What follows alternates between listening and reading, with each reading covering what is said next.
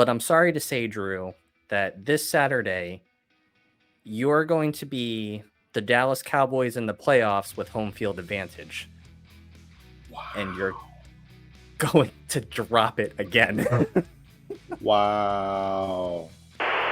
What's up, everybody? Welcome to Kayfabe Theory, home of pro wrestling what ifs, and today we are going to be covering Clash at the Castle, and I'm not going to try my worst Scottish accent. So, let's go ahead and get started with the matches. First of all, we are going to be covering the Intercontinental Championship. Sami Zayn, as the champion, will be defending against Chad Gable for the manyth time. Keith, you want to go ahead and kick us off on this match? Yeah, we'll kick it off with a haluva kick because Sammy's gonna win this Joker. Yo, man, I really don't think Chad got it. He got too much going on. It's too much to prove. He's slapping up Otis. It's not. He's not focused on the match. He got too much. And right now, Sammy's the only one who's really willing, ready, and all he's doing is subtle jabs, trying to break up the Alpha Academy, or at least have them stand up on their own. Everybody in the Alpha Academy is very happy, though. They're all very happy. He's breaking up a family. Aww. Well, all families meant to stay together. So, overall, I just can't. It's hard for me to see Chad at this point, knowing that the subtle destruction, I think, happened with the Alpha Academy. And parts of me wants to see Otis portray Chad Gable. Every day I'm seeing Otis' face, like, just like I'm about to get to that tipping point and about to blow over. So okay, so I'm thinking, it's funny, I'm thinking the opposite. Because I think that after all this time, I think this will be Chad Gable's moment. And I think it'll be the opposite because Chad Gable, you say he's so focused on the Alpha Academy, but so is Sami. He's trying to be like the good guy, and I think somehow trying to get the rest of, or at this point probably just Otis, to see the light is somehow going to cost him, and Chad's going to win. And we talked about this in one of our shorts, at least, is you can see in the backstage of Raw Chad Gable talking to the Creed brothers. So I think if Chad Gable somehow takes his ego and makes it even bigger as Intercontinental Champion, he's going to want a better Alpha Academy that's not going to stand up to him or whatever. So as much as I hate seeing Sami Zayn's run end, I would love to see what Chad Gable can do with the new Alpha Academy and the Intercontinental Championship. See, problem is Sam's gonna beat him with experience. He's already been a part of a group that's kind of was an Olympic wrestler and kind of manipulative. So he's already hip to the tricks of the trade. Yeah, I think I gotta lean towards Chad in this one. All right, we're about to find out. And once I see that haluva kick, I'm gonna come back here and say it's a haluva day. And up next, we are discussing the WWE Women's Championship. Bayley goes against Piper Niven. I think this one's going to be pretty straightforward. Bayley is going to beat Piper. I mean, I just want to see Piper show out. I mean, because she needs a moment.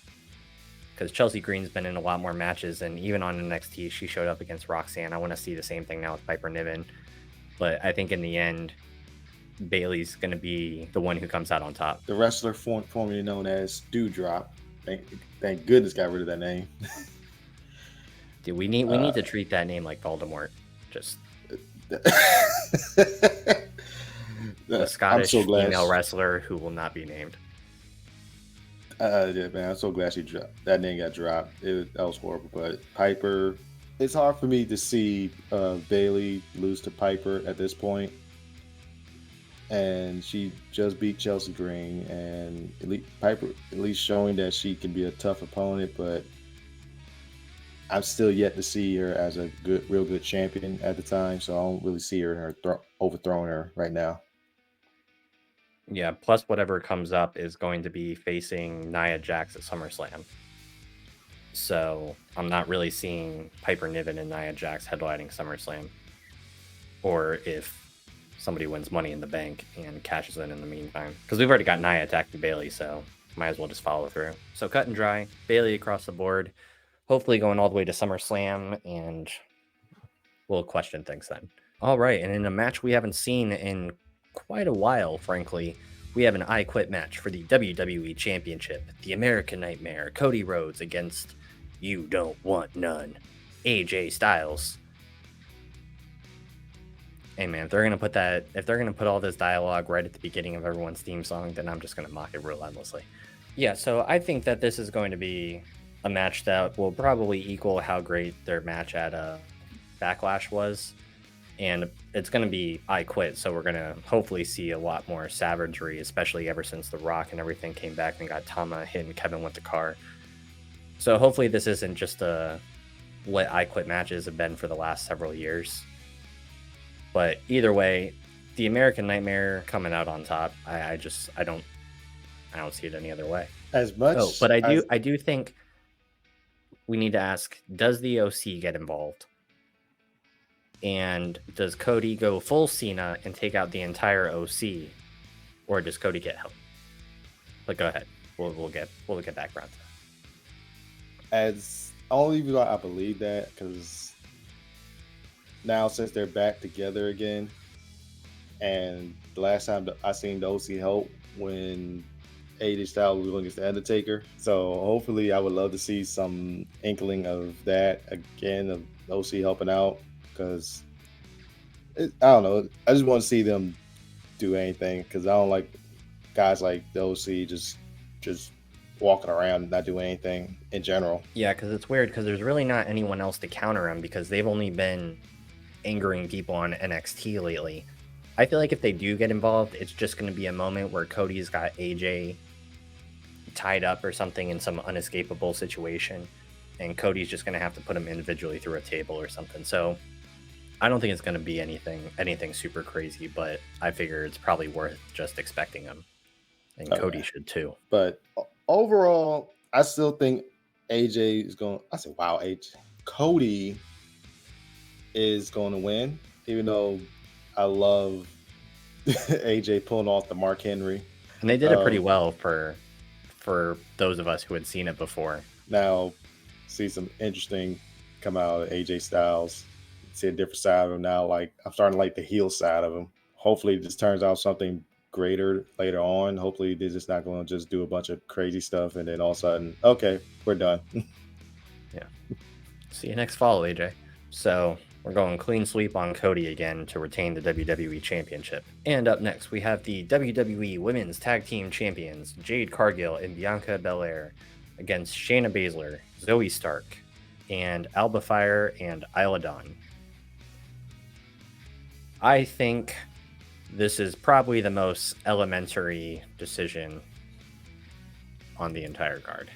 Oh, man. Frankly, I don't think I'm going to actually say my answer, because I believe that the person who is watching on the other side of this camera can read my mind and know probably exactly who I'm predicting right now.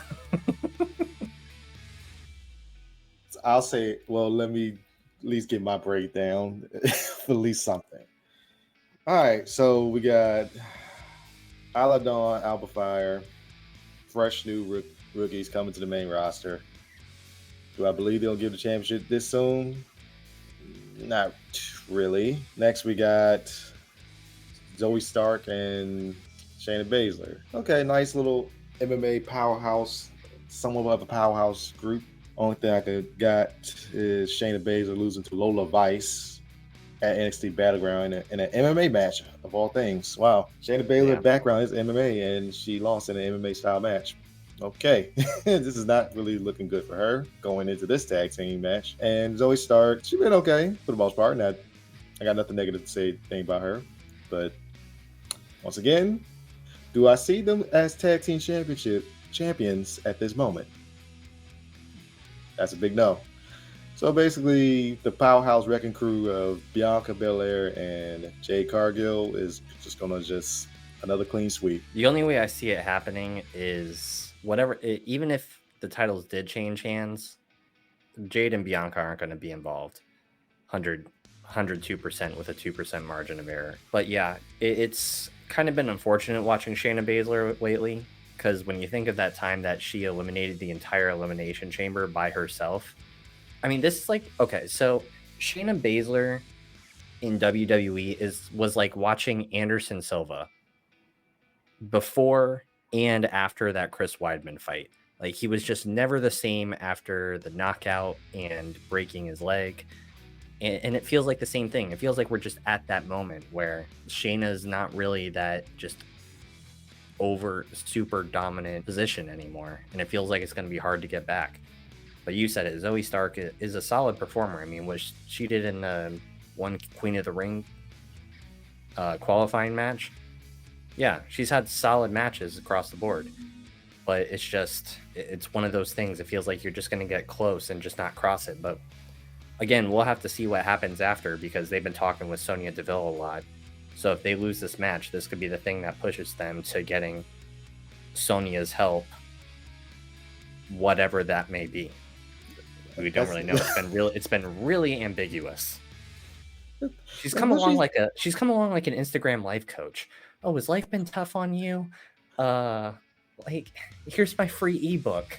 Like, I don't know what she's gonna bring to the table. We need help from Sonya Deville, the former general manager who got power hungry and hated Naomi for unprecedented reason. Really? I guess they're gonna try to form a new MMA type tag team. Yeah, I think it's just gonna be one of those wait and see things, and this could just be the inciting incident for them to come together for whatever the hell they're going to do. Or I guess it would be more like a failing incident.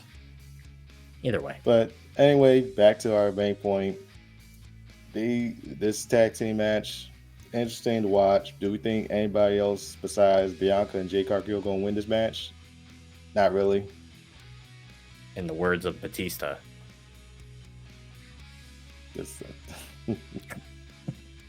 And finally, for the World Heavyweight Championship, we have Damian Priest against Troll McIntyre. So, I know you and I disagree on this. I have to say Priest, even though I know McIntyre beat Finn on Monday Night Raw and got the Judgment Day banned from ringside. The thing is that CM Punk is not part of the Judgment Day, and therefore is not banned from ringside. So, I think CM Punk's going to make the flight all the way to Scotland just to stop that Claymore again. If he does, we need to get a match, because I feel like if Punk is going to do this, then he's got to be like within at least a week of being cleared. So, but I think in the end, Priest is going to be the World Heavyweight Champion, because Judgment Day still kind of needs someone to give that direction right now, since Mommy's on the sidelines trying to figure out what she's going to kill Dominic with. And I just see Priest holding on either way. So I picked Drew. Redemption is finally here. He had his hometown. He got screwed in WrestleMania, and he's about to get the guy that screwed him. He has a front one-on-one match. You could argue Priest isn't really the one who screwed him. Priest capitalized. He capitalized, but yeah. Now there's no distractions. It's one-on-one, him and Priest, and knowing the confidence that Drew had, the look that he had in his eye, he's like, I'm going to get this championship regardless of what's happening. And the only reason why it might not, the goddamn CM Punk factor. That's the only reason that you have above me. I can't really argue against the CM Punk factor, unless Drew goes out his way to knock out CM Punk. Matter of fact, if he does, that's probably the reason why he'll lose a match, because he'll focus on CM Punk once again. And then next thing you know, when he gets back in the ring, Damian Priest is going to hit him with a finisher, and that's it. Yeah. So here's my thinking on that. And to show how serious I am, remember, I'm wearing his like CM Punk WrestleMania meme shirt. So this is how. I mean, I love the shirt, but I'm not buying Clash at the Castle. So here's my thinking: is on that Monday Night Raw, Damian Priest just wanted to see if he can get under Drew McIntyre's skin. So if Drew's going into this match with Priest under his skin, and you know how much of a snowflake he is right now regarding CM Punk, it just feels like a lot to bear. So CM Punk doesn't even have to be there. There could be his music could just hit in the arena and a video of CM Punk just pressing play in the production truck. And I feel like that'll be enough to distract Drew McIntyre from beating Priest. I hate that Drew's whole thing right now is that he's going to redeem his moment from Roman. But I'm sorry to say, Drew, that this Saturday, you're going to be the Dallas Cowboys in the playoffs with home field advantage. Wow. And you're going to drop it again. Wow. Wow. You call him. Hey, so if I'm going to be, again, so here's my thinking behind this, is that if I'm going to be betting against Drew McIntyre in a Drew McIntyre shirt, I have to do it in a very McIntyre-esque manner. And that feels like the best metaphor right now. The Dallas Cowboys. Wow, that's... Oh, man. He's saying he's Jerry Jones. he just... No, Vince is Jerry Jones. Oh, shit. Oh, gotta take a water on that one. Oh, take a swig. Oh, take another swig. Oh. Well, everybody, man. Thanks for coming to our final video. Wow. I was just trying to be nice, but you just went feet first. Cannonball style. Oh man. I can't even top that. You got it, man. So is that where we're just gonna leave this match? We've just completely deviated from the predictions altogether. All the way. You got it. You know what I'm saying? You saying that Drew McIntyre is gonna get to the playoffs and get dismantled. I'm not saying dismantled. I'm just saying he's going to be Tony Romo dropping the ball when they're trying to kick the game-winning field goal from like the 15-yard line. That's what I'm saying, is that victory will be in his hand and it will just be snatched away at the last second. I got no rebuttals to it. It's like, look, I'm just wants Drew McIntyre get his redemption. I think it'll come, but I think it'll come after the CM Punk stuff. Because back to the wrestling stuff away from football. I don't think that the World Heavyweight Championship should be involved with Drew McIntyre and CM Punk. I just want this to be a personal bloodbath feud. I don't want the world title involved. Okay, I can see that only if Damian Priest don't have an ego. If he just let Drew and CM Punk go at it and just step to the side, so I'm over here, y'all do y'all thing. But are you talking about during Clash or after Clash? Both. Just don't get involved. Just let them go. I think Damian will just. I think if CM Punk gets involved at Clash, I think Damian will just. It'll just be the same capitalizing. South of Heaven, 1, 2, 3. Hey, I'm perfectly fine with that. But if he just steps in and try to say I'm better than both of you. Oh, okay. Now you screwed yourself on it at this point. He learned from what Drew should have done at WrestleMania. If CM Punk even comes down to the ring in Scotland, Damian Priest will be like, I'm just going to pick up my championship and I'm going to walk up the ramp to the back. There you go. You guys have fun. I'll see one of you later. That's all I got to say. I got no counterpoints.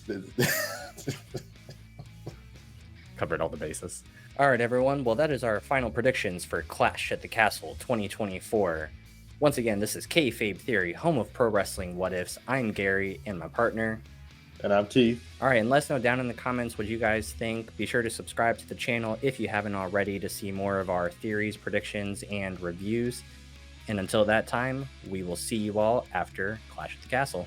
Thanks for watching.